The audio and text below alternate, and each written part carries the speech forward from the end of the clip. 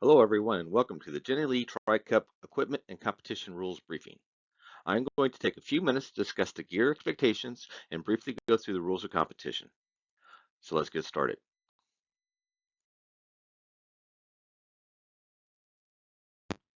This picture illustrates the preferred placement of your body markings on both arms between your shoulder and elbow, and on the side of both legs between your knee and your ankle. This picture also illustrates the typical one-piece tri-suit. A woman's one-piece swimsuit is also acceptable. You may also wear a two-piece tri-suit, but it must cover your torso. If your tri-suit has a front zipper, it must remain up during the entire competition. If you have a rear zipper, you may unzip it as much as you like to be comfortable.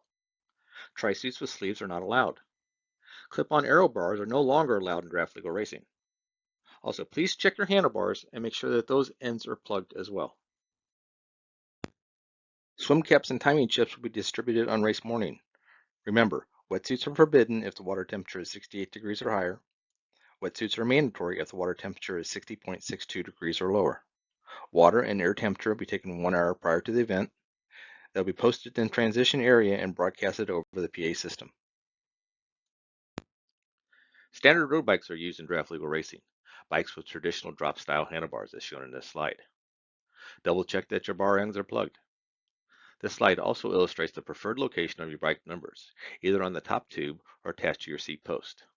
You may use any brand or type of wheel that you like as long as there is a minimum of 20 spokes, or the wheels are included in the current UCI approved non-standard wheel list, and both wheels are the same diameter. Bike helmet numbers should be attached as shown. You must wear an unaltered, undamaged helmet. It must be a helmet that is approved by a testing authority which is recognized by any national federation that is affiliated with World Triathlon. It must have the original safety sticker in place and it must fit properly. If the helmet is buckled and you can slip it over your chin, it is too loose. Get it tightened up and do so before you show up to the transition area.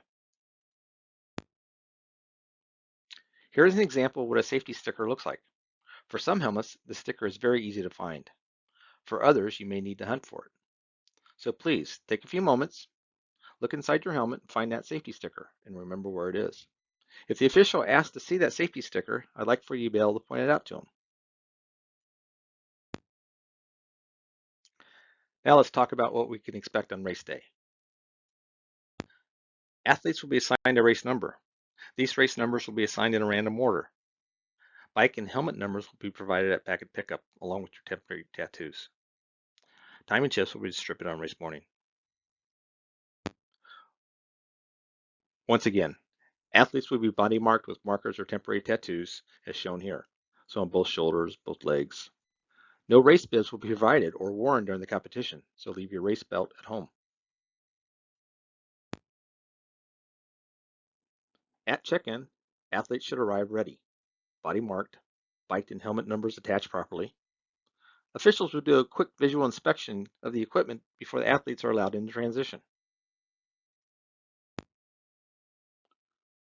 Only registered athletes are allowed in transition. Once you rack your bike at your assigned spot, it cannot be removed until the competition begins. Only equipment used during the competition can be left in transition. Also, no marking your spots.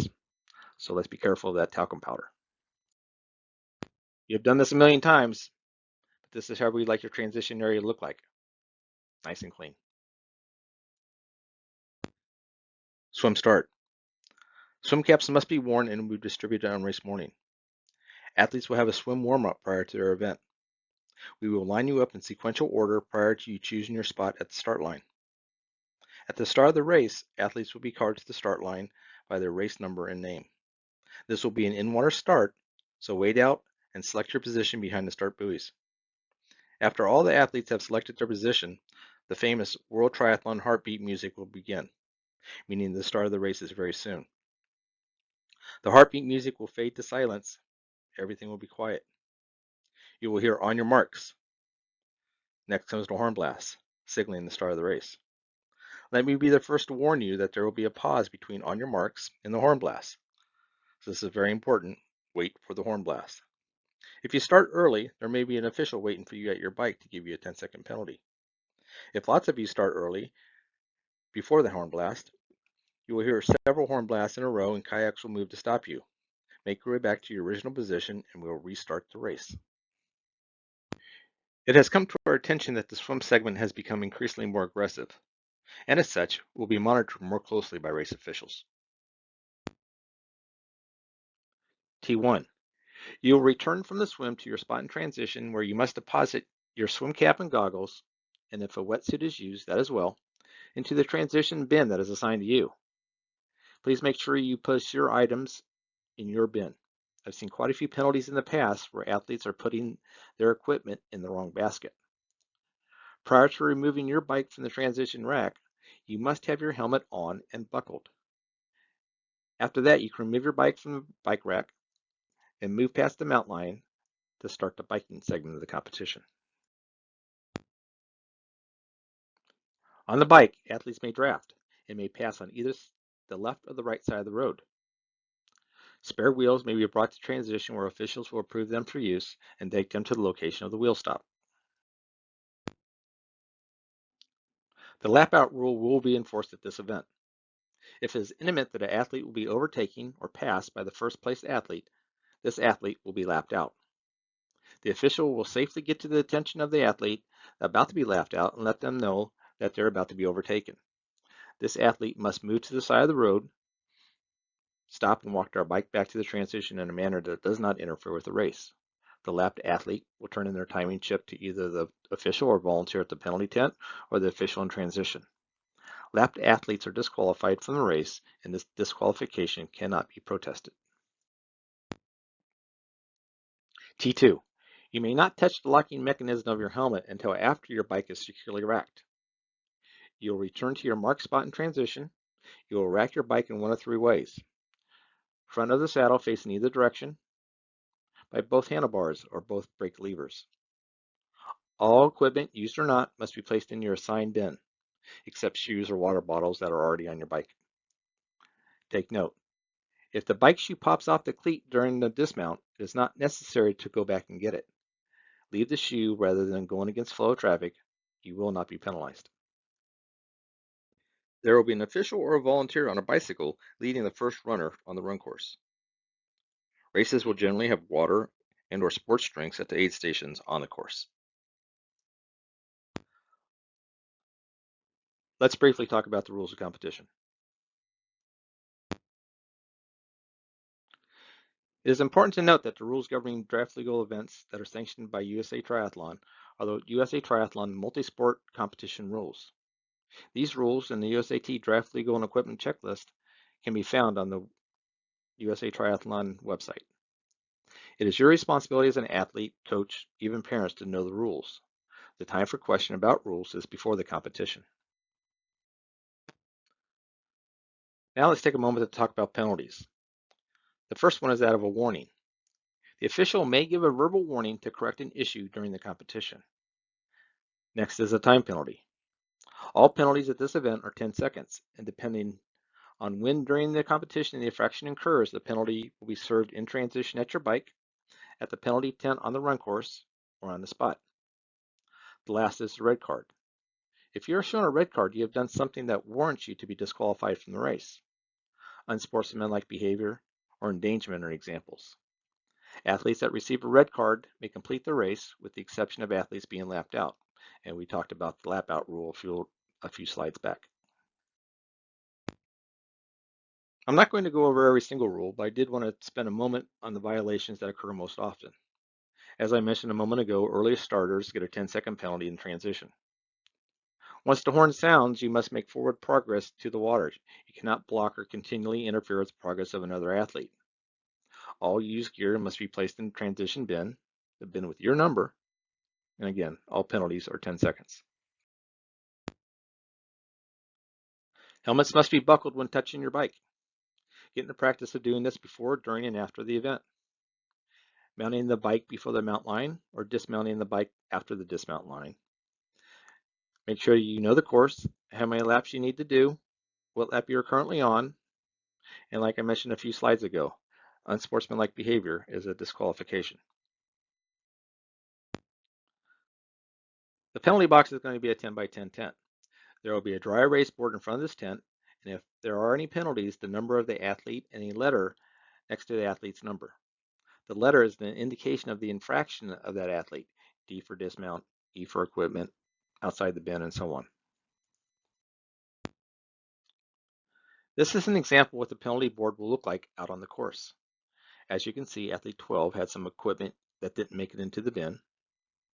Athlete 50 is having a really bad day. They had a mount line and a dismount line violation. Now, if this is a multi-loop run course, athlete 50 has a few choices on when to serve the two penalties. They can serve both penalties on the same time for 20 seconds, or this athlete may choose to serve one 10-second penalty on lap 1 and the second 10-second penalty on another lap if they so choose. If you happen to find your number on the penalty board and are ready to serve your penalty, you'd run up to the official at the penalty tent yelling out your race number. Once you stop, the official will start timing. You must simply stand there. The 10 seconds will seem like forever. You cannot receive any outside assistance while serving your penalty. Nobody can hand you a bottle of water, a cold towel, chair, nothing. You just stand there for 10 seconds.